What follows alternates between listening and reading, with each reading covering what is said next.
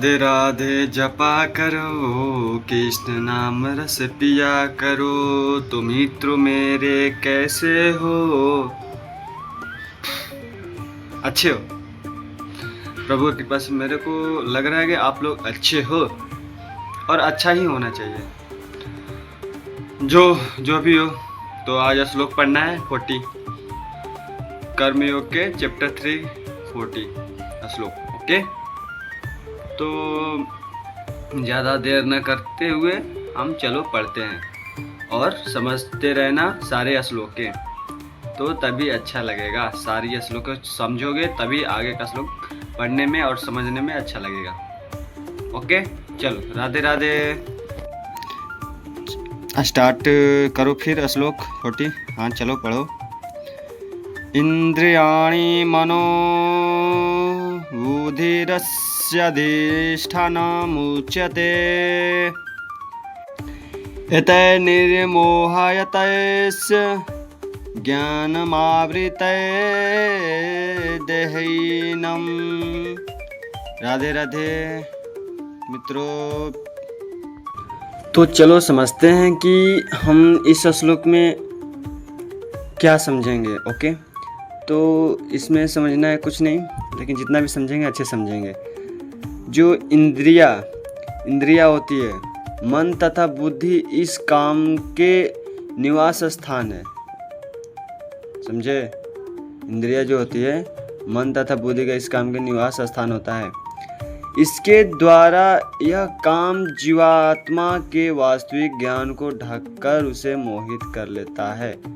जैसे मन हो गया, बुद्धि हो गया, ये जो हमारा मन बुद्धि है, जो क्या बोलते हैं, जो जीवात्मा है ना, उसको वास्तविक ज्ञान से ढक लेता है। जैसे कि जो रियल में हमें करना चाहिए उसको ढककर जो नहीं करना चाहिए वो करके मोहित कर लेता है। समझे कि नहीं समझे? जैसे कि मन समस्त इंद्रियों के कार्यकलापों का केंद्र बिंदु है। ठीक है, अतः जब हम इंद्रिय विषयों के संबंध में सुनते हैं तो मन इंद्रिय तृप्त के समस्त भावों का आधार बन जाता है। इस तरह मन तथा इंद्रिय काम की शरण स्थलीय बन जाती है। ओके, इसके बाद बुद्धि ऐसी काम पूर्ण रुचियों की राजधानी बन जाती है। समझ गए ना?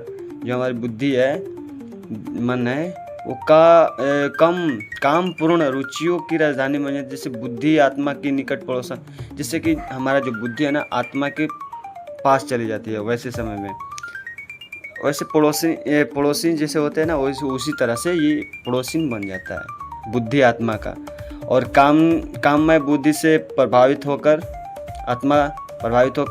अहंकार उत्पन्न होता है उसमें, और पदार्थ तथा इस प्रकार मन तथा इंद्रियों से अपना तदात्मय कर लेता है।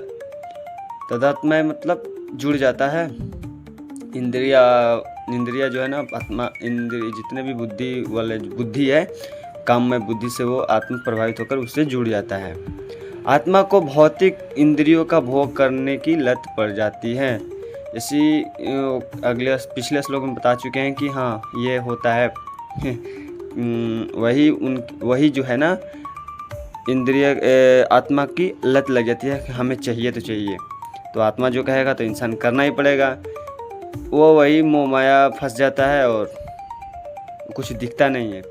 वही बोल रहे हैं कि जो बुद्धि और मन है वो उस पर हावी हो जाती है, जिसे वह वास्तविक सुख मान बैठता है। श्रीमद् भागवत में आत्मा के इस मिथ्य स्वरूप की अत्युत्तम विवेचना की गई है। ठीक है ना? इसी को भौतिक सुख मानकर, वास्तविक सुख मानकर बैठ जाता है। जो मनुष्य इस त्रिधातु निर्मित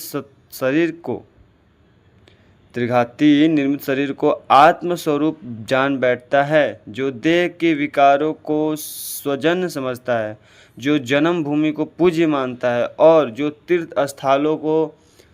तीर्थस्थलों की यात्रा दिव्य ज्ञान वाले पुरुष से भेंट करने के लिए नहीं, जैसे कि कहीं भी जा रहे हो किसी से भेंट करने के लिए नहीं जा रहे हो, अपितु स्नान करने के लिए करता है। जो इंसान केवल स्नान के लिए करता है कि अभी तो चलो वहाँ जाके स्नान करके आ जाएंगे।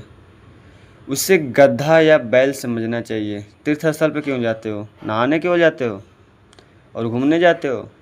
ऐसे सोचो कि किसी से मिल कर आएँ, अच्छे ज्ञान लेकर आएँ, ये नहीं किसी के दिमाग में चलता। तो ये इस श्लोक में समझा रहे हैं। तो अपने मन तथा बुद्धि को कंट्रोल में करो, नहीं कि आत्मा पर अपने हावी होने दो। हावी हो जाएगा तो वो जो वास्तविक है, वो वास्तविक जो कर्म है वो भूल जाएगा। जो नहीं करना है वही उसको करना पड़ जाएगा। करता ही है, आत्मा एक बार कहेगा तो तुमको करना ही है। तो चलो, राधे राधे, जय श्री राम। स्टार्ट करेंगे कल नेक्स्ट श्लोक। ओके, तब तक के लिए राधे राधे।